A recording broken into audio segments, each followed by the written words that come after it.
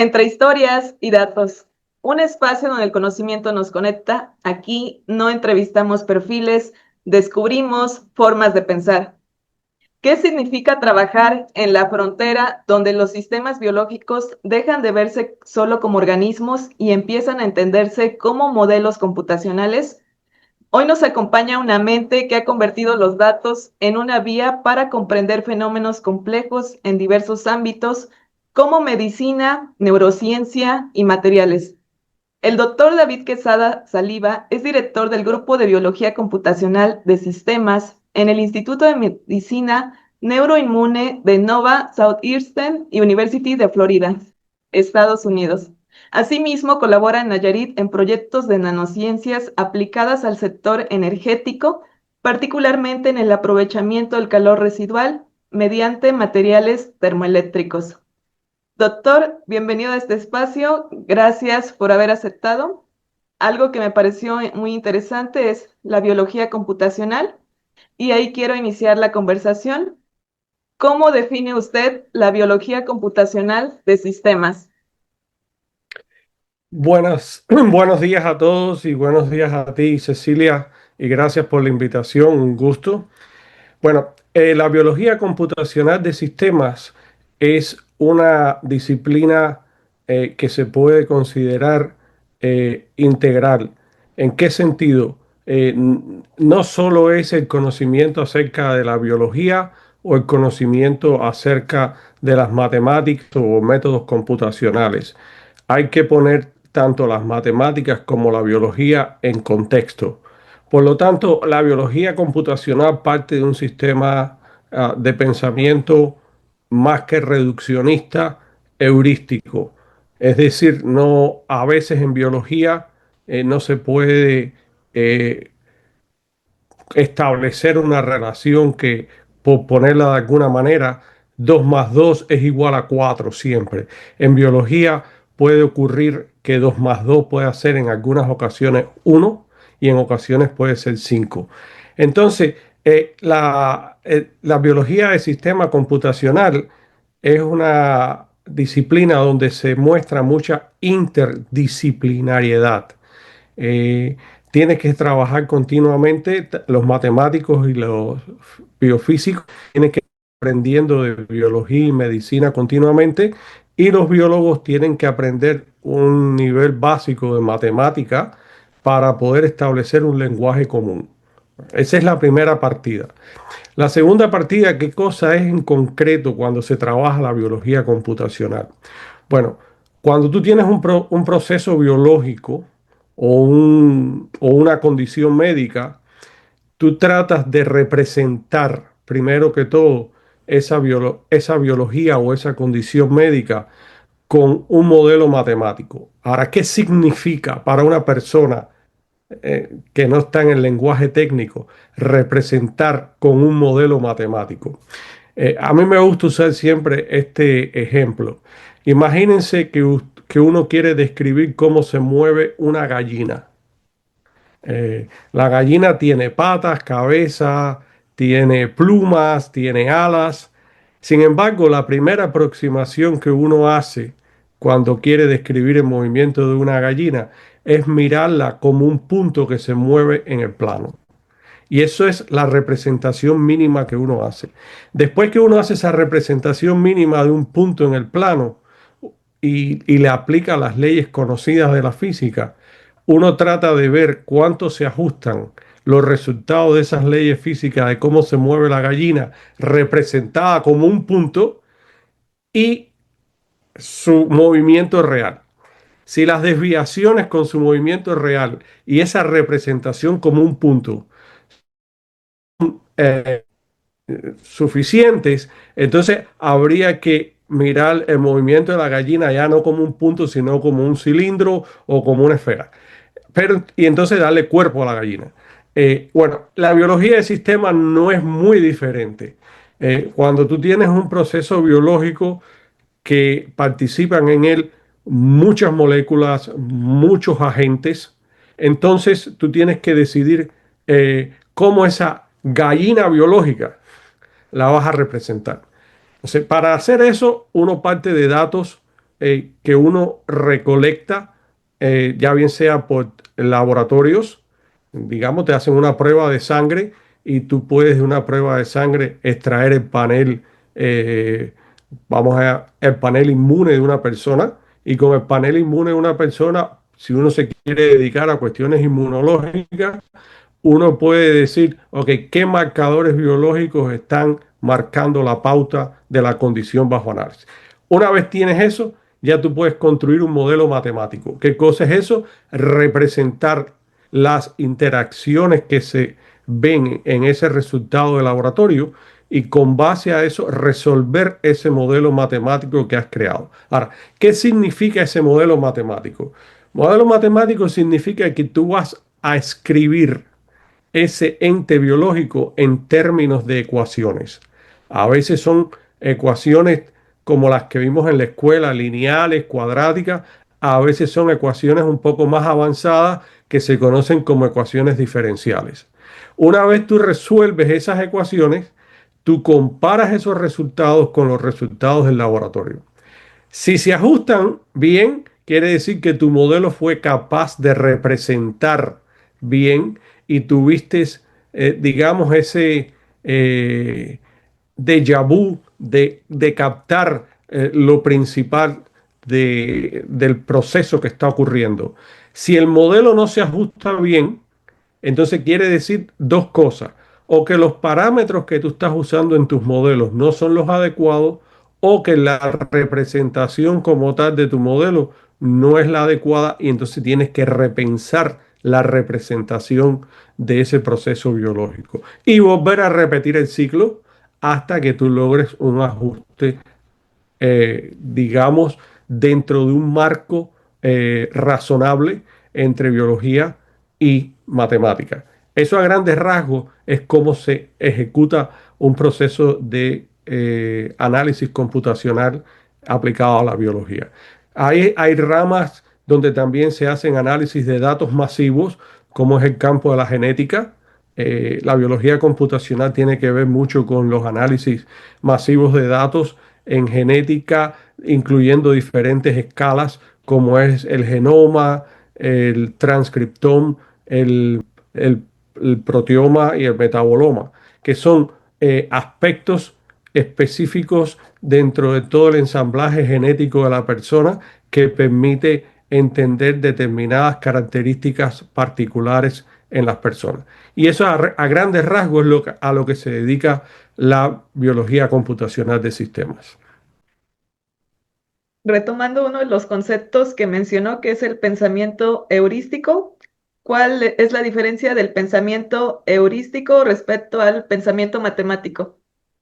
Ok, eh, bueno, vamos a partir del hecho de que ninguno de los dos se contradicen, se complementan. Cada uno tiene su lógica particular. Digamos, el pensamiento heurístico se compara más con el pensamiento reduccionista más que con el pensamiento matemático. Porque el pensamiento reduccionista es aquel pensamiento en que un sistema complejo se desmembra en partes y la suma de todas sus partes pretende explicar todo el sistema. Por ejemplo, si tú tomas un material inorgánico, lo puedes descomponer en moléculas, las moléculas las descompones en átomos y los átomos los descompones en partículas elementales. Entonces, ese es un pensamiento reduccionista, más sin embargo, ¿qué ocurre en ese proceso? Cuando tú empiezas a integrar partículas elementales para formar lo que serían los constituyentes de un átomo, tú vas a ver procesos que a nivel de partículas elementales individuales no existían, pero a nivel atómico empiezan a aparecer propiedades emergentes. Y esa es una de las características fundamentales cuando tú tienes un fenómeno que involucra muchos agentes, las propiedades emergentes. En ese sentido, la aproximación holística trabaja mucho considerando que el todo no es solo la suma individual de sus partes, sino que el todo contiene también propiedades emergentes que no pueden ser explicadas simplemente por la suma de sus partes, sino que tienes que incluir las interacciones entre esas partes para poder explicar una propiedad nueva. En el caso muy particular de los átomos, por ejemplo, cuando tú tomas la mecánica cuántica, empieza a aparecer dos tipos de interacciones que en su fondo tienen un mismo origen, que es la coulombiana, la interacción coulombiana entre partículas. Pero cuando las partículas son idénticas, aparecen dos tipos de interacciones, la coulombiana regular y la de intercambio. Y esa de intercambio es la causa que aparece después el término de intercambio y el magnetismo que vemos en muchos materiales. Bueno, ese es un caso de propiedad emergente. Cuando vemos la superconductividad, vemos muchos electrones interactuando entre ellos y entonces puedes llevar a un sistema a que fluya la electricidad sin resistencia. Entonces, ese es el caso de la superconductividad. Bueno, en caso de biología, tú puedes poner a interactuar, eh, digamos, ejemplo clásico, las proteínas. Tienen una estructura que se llama estructura primaria, que es cómo todos los aminoácidos vamos a ver, se distribuyen. Pero a partir de ahí, en la medida en que esos aminoácidos se doblan y forman una estructura globular, solamente en ese momento la proteína se vuelve activa. Por eso cuando hay calor y se habla de desnaturalización de la proteína, es que las proteínas pierden esa estructura globular que le da su funcionamiento. Entonces, la biología parte del hecho de que existen propiedades emergentes que no pueden ser explicadas simplemente por la suma de las partes. Y esa es la diferencia fundamental entre heurística y reduccionismo. Me parece muy interesante el concepto de propiedades emergentes. ¿Lo pudiéramos comparar con un tipo de variable dinámica? Más o menos, ok, pueden ocurrir propiedades emergentes eh, que sean más o menos constantes en el tiempo y pueden haber propiedades emergentes que sean variables en el tiempo. Por ejemplo, cuando uno resuelve el caso de los materiales superconductores, el efecto de superconductividad tiene una propiedad emergente.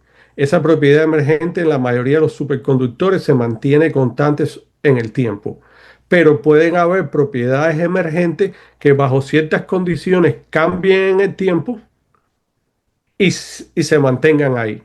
Entonces, la dinámica biológica es una dinámica de propiedades emergentes que en algunos casos son constantes en el tiempo y en otros casos pueden ser variables en el tiempo. ¿Cómo es el proceso para lograr integrar modelos matemáticos y computacionales para entender sistemas biológicos? Sí, ese proceso es un proceso interesante y de mucha paciencia. Eh, el modelo matemático, como explicaba anteriormente, es una representación. Y cuando uno habla de representación, siempre puede tener un sesgo incluido en esa representación. El sesgo puede estar motivado por la cultura del laboratorio donde creciste profesionalmente. El sesgo puede estar motivado por experiencias personales de cómo detectar eh, cosas fundamentales. El sesgo puede estar también relacionado con cómo hacer un modelo lo más fácil posible que no se complique matemáticamente. Entonces, eh, la modelación parte de eso, una representación.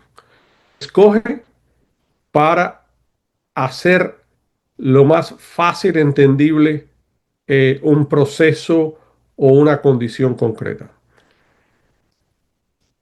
Hay modelos buenos como pueden haber modelos malos. ¿Ok? Un modelo bueno, ¿ok? Puede ser un modelo que sea internamente consistente. Quiere decir que matemáticamente tú no cometas un error dentro del modelo y que todas las operaciones que tú hagas dentro de ese modelo sean consistentes unas con las otras. Sin embargo, incluso dentro de modelos buenos en ese sentido, pueden haber modelos que representan bien un proceso como modelos que no lo representan bien. Eso no significa que el modelo en sí sea malo, significa que la representación que escogiste no fue la apropiada. Y existen modelos malos, modelos que tienen inconsistencias matemáticas que ya de ese hecho hace de que el modelo muchas veces no represente correctamente un proceso o una condición que tú quieras expresar. Entonces, una vez que tú tienes ese modelo matemático de representación, tú tienes que eso es un mapa mental. ¿Ok? Ya escogí mi mapa mental y ahora ese mapa mental yo tengo que traducirlo a ecuaciones.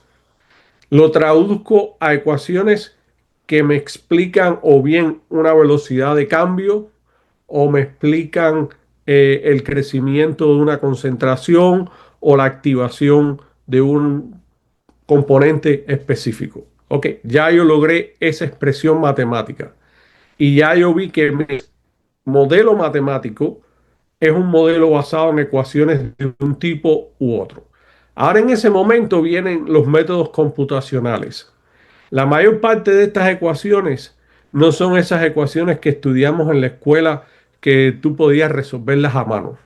La mayor parte de todos estos modelos involucran un número alto de variables y un número de interacciones entre estas variables bastante grande. Entonces, tienes que usar la computadora para ello. En ese momento empiezan los métodos computacionales a trabajar en su máxima expresión. Métodos computacionales los hay de tres tipos, fundamentalmente. Métodos estadísticos, cuando tú tratas de modelar algo basado en los datos. Muchas veces se trata de hacer algún tipo de regresión, ya bien sea lineal, no lineal. Esos son modelos basados en datos estadísticos, que tú tratas de predecir algo con base a los datos. Están los modelos, yo voy a decir, ortodoxamente matemáticos, con base a ecuaciones diferenciales, ecuaciones algebraicas, álgebro diferenciales, que esos modelos necesitan ya técnicas de solución numérica. Entonces, en esos modelos se aplican métodos numéricos, se convierten las ecuaciones a una malla de puntos y tomando los valores de todas las funciones en esa malla de puntos se resuelve el problema. Y existen unos modelos híbridos que han salido últimamente que toman lo mejor de ese mundo de representación matemática, se lo meten a una inteligencia artificial y entonces se obtienen también datos adicionales del modelo que se combinan con los datos experimentales obtenidos y se obtiene un muestreo mucho mayor y la inteligencia artificial entonces capaz de predecir con mayor exactitud. Esos son más o menos los tres tipos de aproximaciones que se llevan en, en la biología computacional y son el vínculo entre modelos y métodos computacionales. Entiendo que hay múltiples formas de representar la biología y eso permite generar diferentes tipos de modelos. Esos modelos que se generan, ¿cómo los validan cuando el sistema biológico es altamente dinámico y no lineal? Sí, ese es uno de los puntos más complicados de todo esto y es uno de los mayores retos de la biología computacional. Digamos, representar la caída de un cuerpo en el aire es un solo cuerpo y uno con la ley de gravedad es capaz de explicar cómo cae un cuerpo en el aire en caída libre, por ejemplo. Y es fácilmente representable. Pero ahora, cuando tú estás trabajando en biología, tienes varios retos. Tú creas modelos muchas veces con base a resultados experimentales previos. El resultado experimental tiene un rango de validez y tiene un rango de error en que lo obtienes. Pero ahí tienes otro reto también muy grande. Muchas veces esos datos experimentales que llamamos son datos que se recogen después de hacer un muestreo en una población dada. La colección de datos de una población dada tiene cuestiones éticas que tú tienes que asegurar que esos datos no van a revelar la persona de la quien tú colectas esos datos, pero además también tienes el problema de la financiación de tu proyecto. Cuando tú financias un proyecto de ese tipo, tú tienes que darle a las agencias que financian la información del tamaño de muestra que tú vas a utilizar y por qué ese tamaño de muestra es el necesario para las preguntas que tú te estás haciendo. Entonces, a veces tienes muestreos, por ejemplo, de 60 personas nada más, otras veces tienes muestras de 100, 120 o pueden ser hasta 200 personas, que tú puedes hacer análisis de laboratorio muy específicos para ellos. ¿Qué ocurre? Que cuando tú estás trabajando con un sistema biológico, dependiendo del número de muestras que tú analizas, mayor es el chance de que tú tengas más exactitud en ver al sistema biológico como tal. Pero cuando tú trabajas con 30 o 20 personas y tú estás tratando de construir con base a esas 20 o 30 personas solamente una red biológica de metabolitos, entonces se hace muy complicado porque las fluctuaciones que pueden aparecer en los resultados tuyos van a incrementarse. Entonces, ese es el primer reto, el tamaño de muestra de donde tú construyes tu red biológica asociada a la condición o al fenómeno que quieres investigar. Una vez que tienes eso, entonces tú tienes que analizar eh, qué agentes conducen a activar a otros y qué otros agentes reprimen a los demás. Tienes ya entonces, imagínate una red como Twitter o ahora le llaman X, la red X. Tú puedes seguir a alguien, pero ese alguien no necesariamente te va a seguir a ti. Entonces tú tienes que establecer esa red direccional, qué molécula activa a cuál y si la otra que ella activa la activa a ella misma o la inhibe a ella misma. Y así vas construyendo ese mapa biológico. Ok, vamos a suponer que obtuviste ese mapa biológico con bastante exactitud, dentro de un cierto rango de error. Lo obtuviste. Lo siguiente es cómo vas a representar esa interacción entre las moléculas. Y ahí es donde viene el carácter holístico del proceso. Supuestamente las moléculas deberían interactuar por fuerzas electrostáticas. La ley de Coulomb, dipolos, cuadrupolos, pero si tú partes desde ese punto de vista, se te hace el proceso muy complicado de descripción. Entonces, ¿qué es lo que tú haces? Usas funciones o que son también representaciones que permiten explicar, por ejemplo, procesos de activación, eh, funciones que permiten explicar un proceso de inhibición. Y entonces tú estableces las interacciones por el hecho de que esta molécula está conectada con esta y esta activa esta. Ahora, ese carácter específico de la activación pasa a otro nivel de descripción que para lo que tú quieres ahora no es necesario. Y ahí es donde entra la holística. Ok, ya tienes ese modelo matemático, lo empiezas a correr y obtuviste tus resultados. Ahí hay que entender ahora cómo se colectan resultados biológicos. En biología existen dos tipos de aproximaciones, la aproximación longitudinal y la aproximación seccional. La longitudinal son colección de datos en diferentes tiempos. Digamos, tú tienes una colección de datos primaria, que es tu fuente inicial, y después estableces cada cierto periodo de tiempo, vuelves a colectar datos de esa misma población que ya tú escogiste. En ese caso, tú haces un análisis longitudinal, porque estás mirando cómo varía en el tiempo. En el caso seccional, tú solamente colectas datos en un solo momento de tiempo.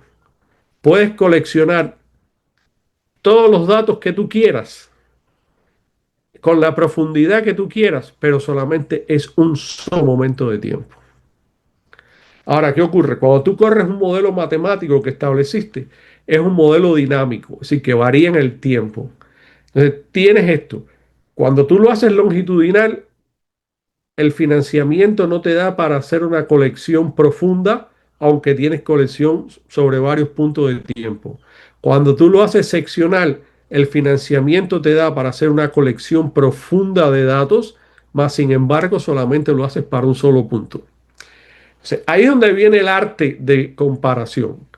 Tienes que mirar que el modelo tuyo es dinámico y entonces tú tienes que analizar, ok, variaciones que puede darte el modelo.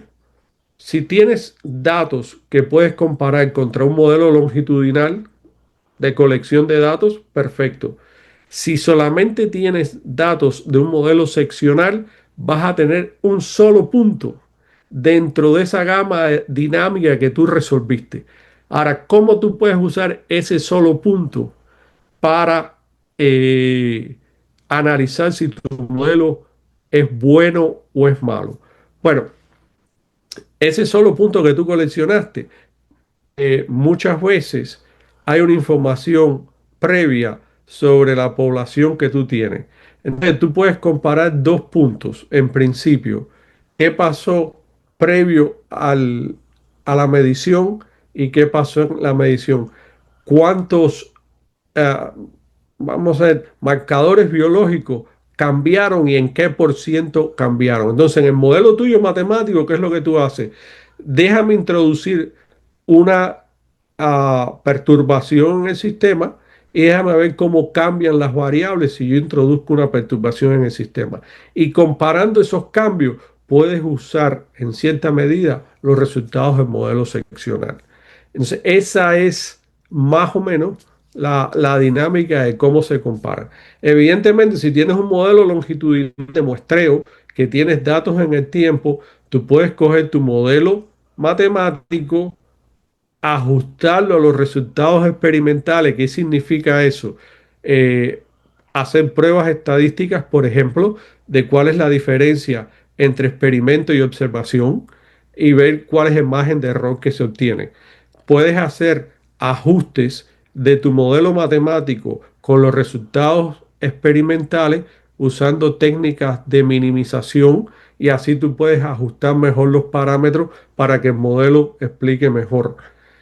Pero eso lo tienes y lo puedes hacer si tienes la suerte de tener un muestreo longitudinal lo más comprensivo posible en aquello de que puedas medir un buen grupo de propiedades en distintos puntos de tiempo.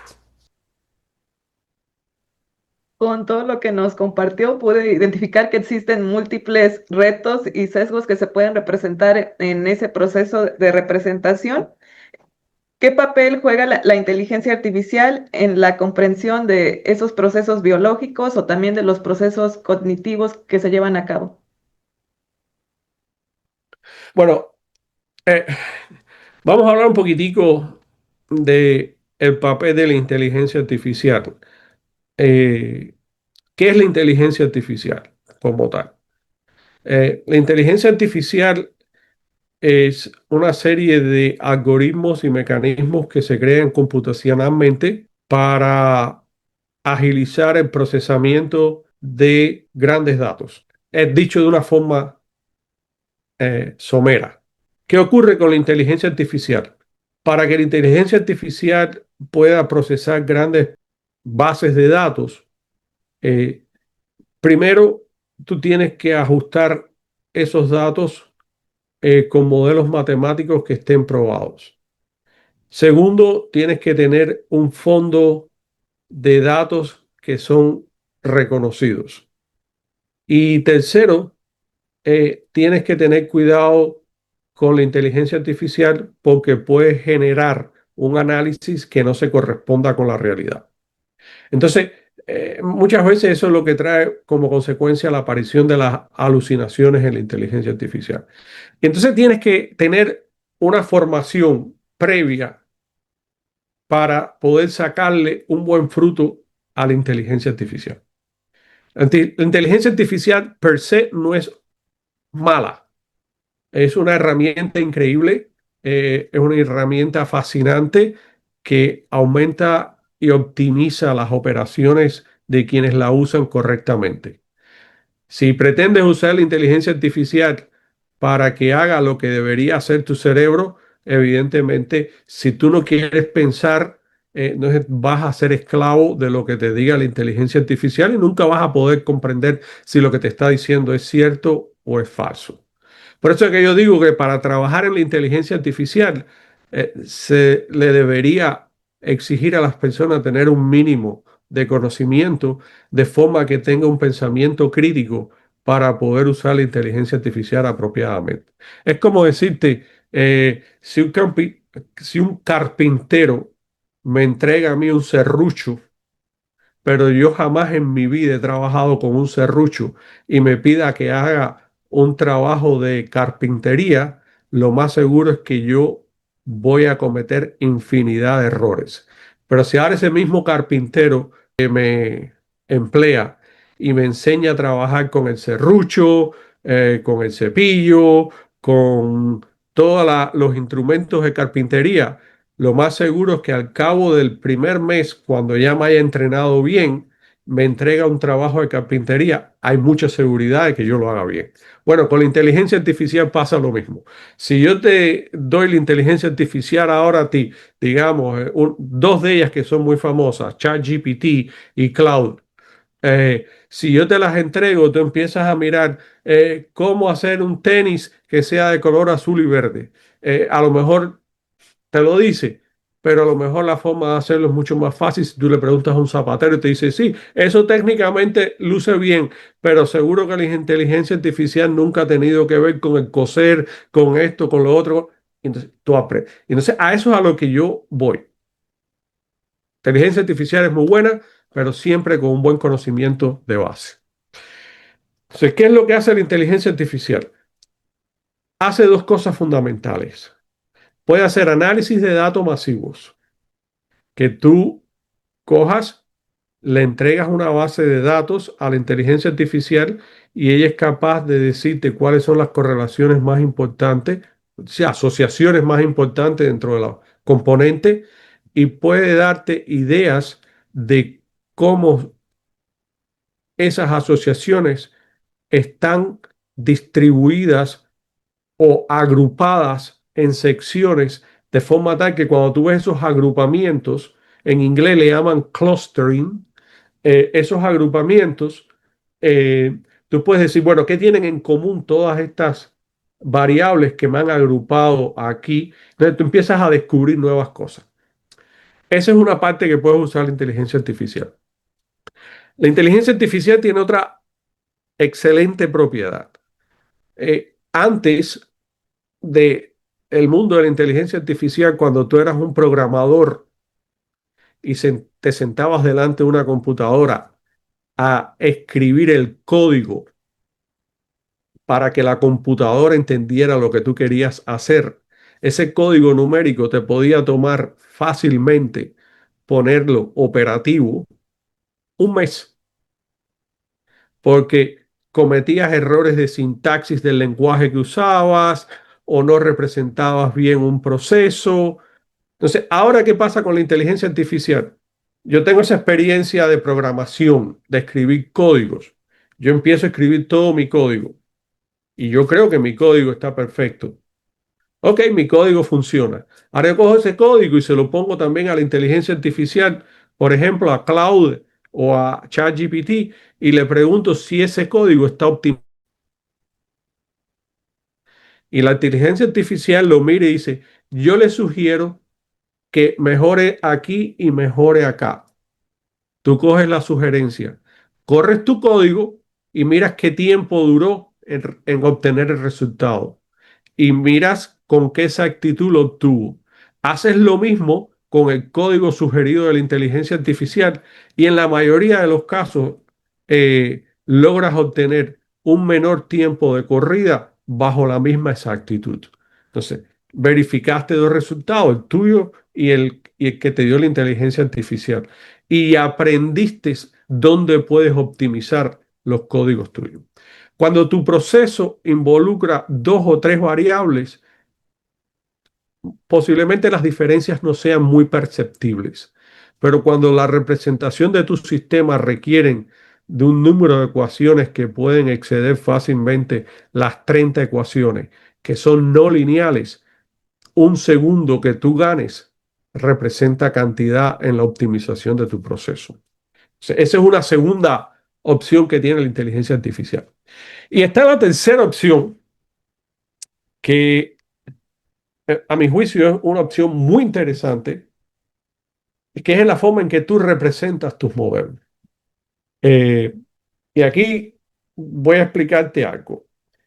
Cuando tú trabajas con ecuaciones diferenciales, tú trabajas con un tiempo real biológico, pero tú puedes también representar un sistema biológico con lo que se llaman redes lógicas probabilísticas.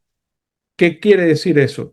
Que tú partes de cómo el modelo biológico está representado, pero en lugar de resolver ecuaciones diferenciales, tú estás resolviendo cómo se activan cada uno de esos nodos que forman parte de la red. Si los nodos se activan o no se activan, pero están trabajando en el tiempo de máquina, no en el tiempo biológico. Entonces, cuando tú obtienes esos dos resultados, ese tiempo de máquina, cuando tú lo corres suficientemente grande, lo que te va a dar a ti es hacia dónde se mueve ese sistema biológico. O sea, ahí la inteligencia artificial juega un papel muy bueno. ¿Por qué? Porque yo puedo crear modelos con base a sistemas probabilísticos lógicos, ponérselo a una inteligencia artificial que se base en representación neuronal computacional, y entonces voy a obtener una descripción muy útil. Entonces, comparar esa representación, ecuaciones diferenciales, redes neuronales con inteligencia artificial, eso te da una visión bastante amplia de lo que está ocurriendo tras bambalinas en el sistema biológico. Retomando también datos de su semblanza, usted también ha trabajado en problemas del área de la salud. ¿Cómo se conectan la biofísica y la ingeniería biomédica en la resolución de problemas de salud? Mira, eso es un dato interesante. El cuerpo humano tú lo puedes analizar desde dos perspectivas. Un ente biológico complejo, o lo puedes analizar como una maquinaria con engranajes, donde esos engranajes están trabajando eh, en el rango de parámetros óptimos. Y de ahí la ingeniería nos puede aportar muchas cosas.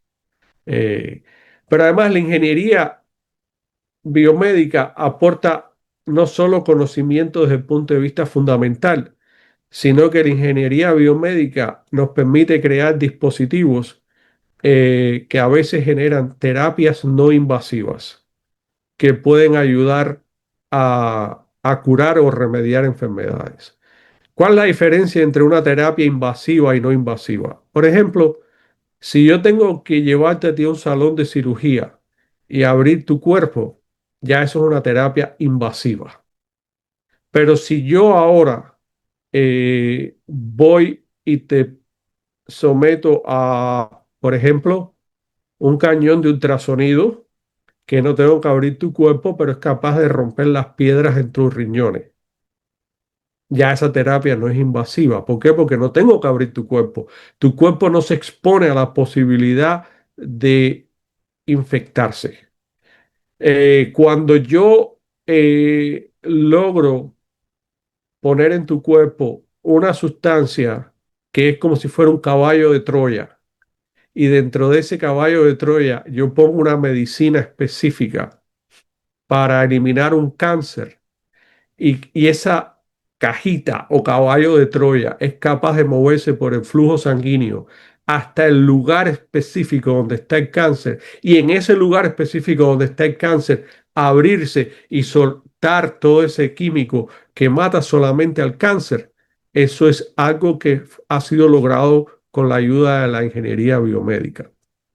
Cuando yo tengo un grupo de nanopartículas, que son partículas muy pequeñitas, y yo las logro mover hacia un lugar donde tú tienes un cáncer bastante agresivo, pero entonces desde afuera yo abro una fuente de ondas que hacen de que esas partículas empiecen a rotar y al rotar dentro de ese cáncer, ellas empiezan a emanar calor y ese calor quema la célula cancerígena de adentro hacia afuera sin afectar las demás células saludables alrededor.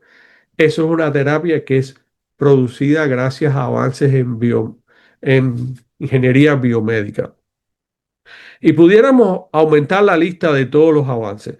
Por lo tanto, la ingeniería biomédica tiene eh, un cuerpo de trabajo primero de simulación matemática y entendimiento, y después, entendido el proceso, ellos abordan todo como si fuera un proceso de ingeniería. Cómo optimizar el proceso de recuperación del cuerpo. No quitarle al cuerpo sus capacidades, sino reforzar las capacidades que tiene el cuerpo para o bien regenerarse o bien para autodestruir las cosas que nos están afectando. Y en ese sentido, la ingeniería biomédica ha logrado grandes avances. Lo mismo está en el área de prótesis. Eh, Antes se hablaba uno veía, yo recuerdo cuando empezó la serie La Guerra de las Estrellas, que cada vez que con el sable le cortaban un miembro a alguien, le ponían una prótesis y entonces tenían los brazos biomecánicos. En aquella época, cuando empezó todo, uno decía, wow, es una cuestión de futuro. Bueno, hoy las prótesis que se le ponen a deportistas que han pasado accidente, a personas que han tenido accidente, wow, son increíbles. Ya el grado de sofisticación de todas esas prótesis eh, que incluyen movimiento. Realmente estamos hablando ya de prótesis con pieles artificiales que tienen hasta cierto sentido cuando tú la tocas. Ese es otro campo interesante dentro de la ingeniería biomédica. Y hay otro campo muy interesante que involucra medicina, biomedicina, computación, que son los gemelos digitales. Eh, hay, como te he comentado anteriormente, hay cuestiones éticas que hacen de que no puedas estar experimentando con personas a toda hora. Tú puedes justificar eh, un trabajo con humanos eh, bajo ciertas condiciones. Pero ahora, ¿qué ocurre si yo cojo y logro, en cierta medida, representar digitalmente, hacer un clon digital de uno, en cierto grado de aproximación, para cierta condición médica y para ciertos sistemas del cuerpo? Entonces, si uno logra hacer eso, entonces yo voy a trabajar ya con mi clon digital y voy a ver cómo mi clon digital responde a efectos que yo le haga y eso permite moverse en el campo de lo que sería la medicina personalizada. Por ejemplo, esas son de los retos y de las cosas que se están haciendo hoy en día. Usted también ha trabajado en el área de nanotecnología. ¿Qué avances considera más prometedores actualmente? Hay tanto que, hay tanto que se está haciendo y que fascina. Mira, el área de la nanotecnología, yo puedo decirte, la nanotecnología aplicada tiene muchos avances y es un área muy fascinante. Pero también tiene muchos retos. Es fascinante porque imagínate que tú logres crear caballitos de Troya que los puedas poner dentro de tu cuerpo que te sirvan como sensores, pero al mismo tiempo que te sirvan como farmacéuticos que liberen eh, medicina para curar determinadas enfermedades. ¿Cuál es el reto? Ok, si ahora yo te recargo de todos esos caballitos de Troya dentro de tu cuerpo, la pregunta que sigue es, ok, pero esos caballitos de Troya no pertenecen a tu cuerpo. ¿Cómo tú los limpias? ¿O te limpias de esos caballitos de Troya? Hay muchos de esos caballitos de Troya que son biodegradables y que son eliminados o bien por la orina o por el filtrado del hígado, etcétera. Pero hay otros caballitos de Troya que no son fáciles todavía de encontrar un método de liberación. Y por eso es que la nanotecnología aplicada a la medicina tiene un campo muy importante que se llama la nanotoxicología, que se dedica a evaluar los riesgos del uso de la nanociencia o de las nanotecnologías en la medicina. Pero no solo en la medicina. Respiramos del medio ambiente también mucho polvo y que tienen partículas muy finas que también pueden provocarte efectos nocivos en el organismo y por lo tanto la nanotecnología ambiental juega un papel importante en eso. La nanotecnología también tiene un papel interesante en lo que es física ambiental, la obtención de nuevos materiales para producción o aprovechamiento de la energía, así sean ya materiales que convierten energía solar en electricidad, materiales fotovoltaicos, o materiales que conviertan calores residuales como los termoeléctricos en electricidad. Esos son parte de la física medioambiental. ¿Y por qué es importante? Ok, con todo este problema de los cambios climáticos globales y la emergencia medioambiental, eh, las personas van a estar expuestas o están expuestas continuamente a, a momentos del año de excesivo calor. Por ejemplo, ahora Europa ahora mismo está bajo el efecto de una fuerte ola de calor y el este de los Estados Unidos al mismo tiempo está expuesto a una fuerte ola de calor. Entonces, ¿qué ocurre con el calor? El calor, cuando tú estás expuesto a él por mucho tiempo, produce serias consecuencias médicas. Entonces, hay dos formas de abordar el problema del calentamiento global. Una es adaptabilidad. Entonces, cuando estás adaptándote, tú tienes que ver cómo tú puedes usar el calor a tu alrededor para producir menos contaminación, cómo tú puedes producir energía que descentralice los sistemas, que no tengas que usar una sobrecarga de combustible fósil o alternativas energéticas para tratar de balancear un poco el exceso de calor. En ese sentido, la nanotecnología juega un papel muy importante porque produce propiedades nuevas que pueden conducir a nuevas tecnologías. Y el otro tercer campo para mí muy interesante de las nanotecnologías es el descubrimiento de todo un grupo de nuevas propiedades físicas que van a permitir un nuevo tipo de computación, la llamada computación cuántica. Eh, los computadores actuales que usamos son computadores basados en una tecnología de silicio fundamentalmente, en el cual el transistor, que es un elemento específico, ha permitido desarrollarlos a un nivel de, de integración muy alto. Ahora, si tú piensas en un nuevo paradigma tecnológico, que es lo que se llama computación cuántica, el salto en el número de operaciones que vas a ser capaz de lograr es un número bien alto. Eh, Hay reportes hoy en día de solución de problemas que hubiesen tardado miles de años en una computadora clásica y con algoritmos ya desarrollados para lo que sería la futura computación cuántica se han logrado resolver.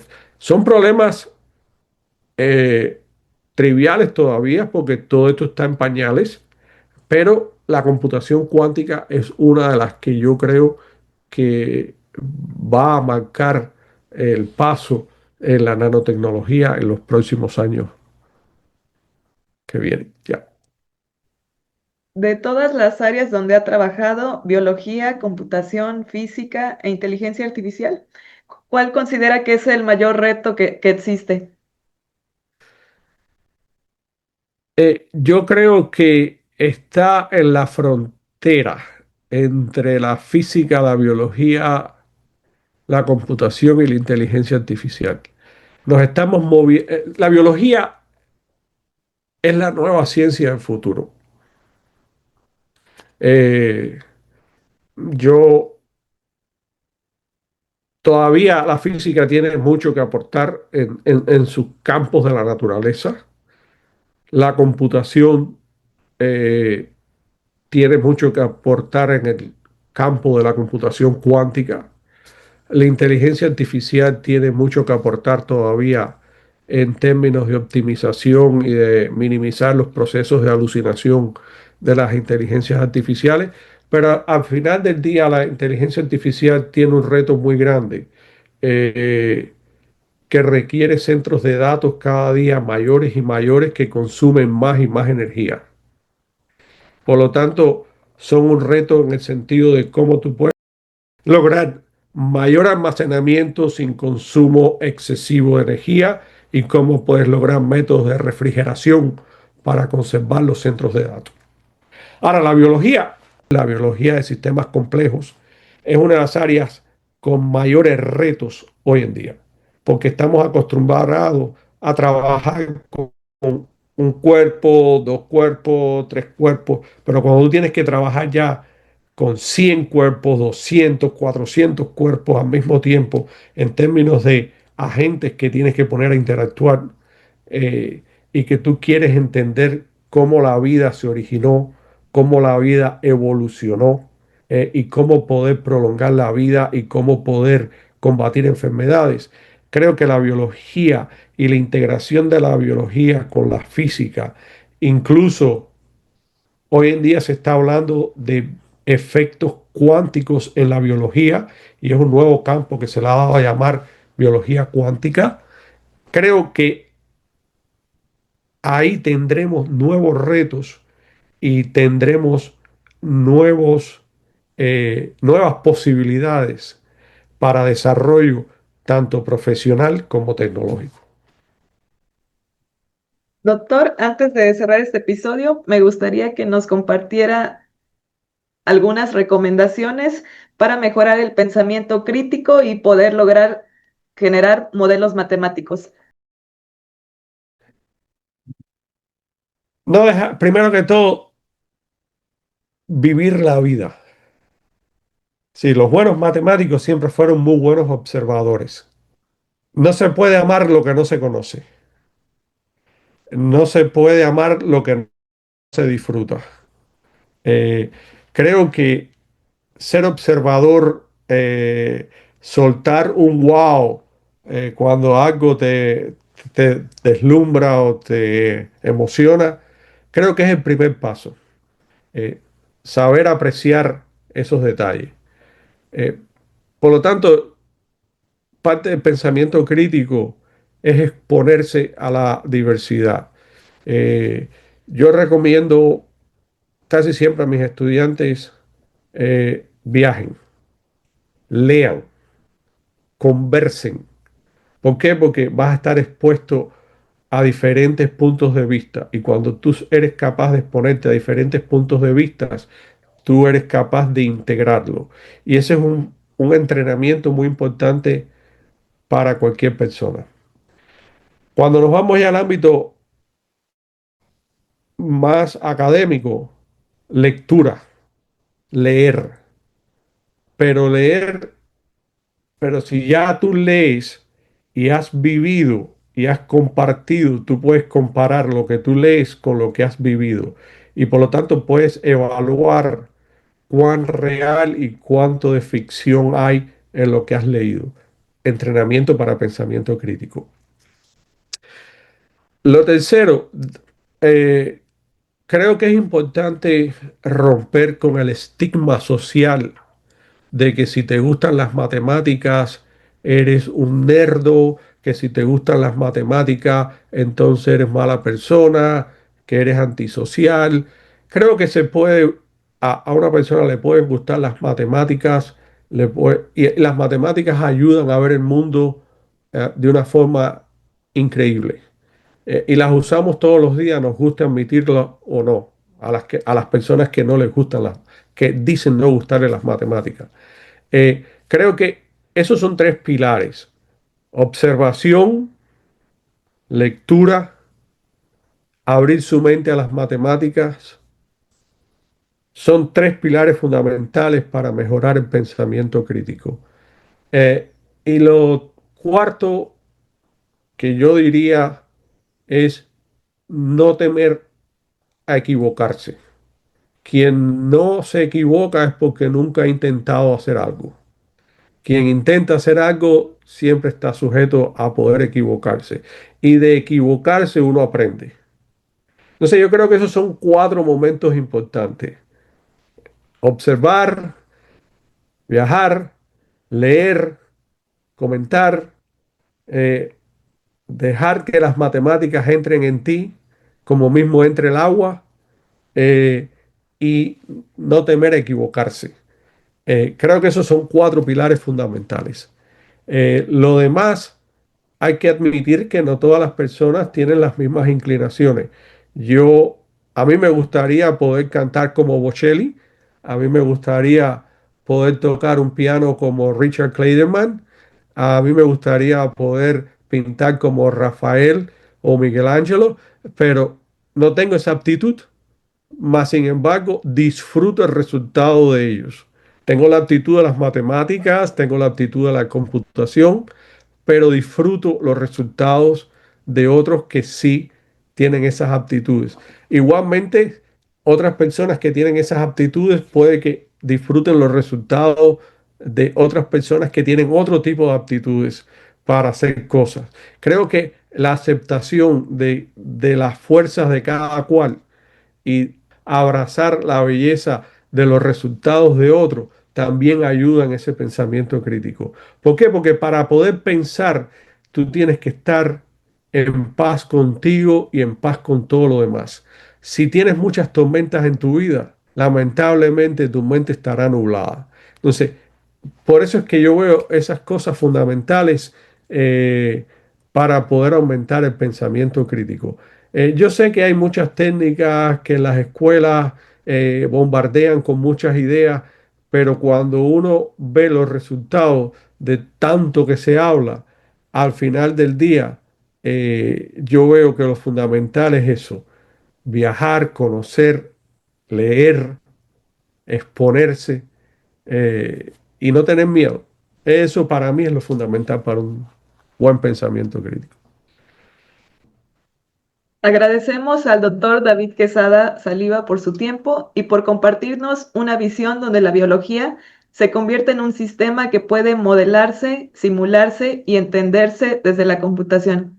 Soy Cecilia Loesa y te invito a acompañarnos en un próximo episodio porque las personas más interesantes, como alguien que combina biología computacional, neurociencia, nanotecnología, modelado matemático y sobre todo pensamiento crítico, no caben en una sola categoría. Esto fue episodio 23, entre historias y datos.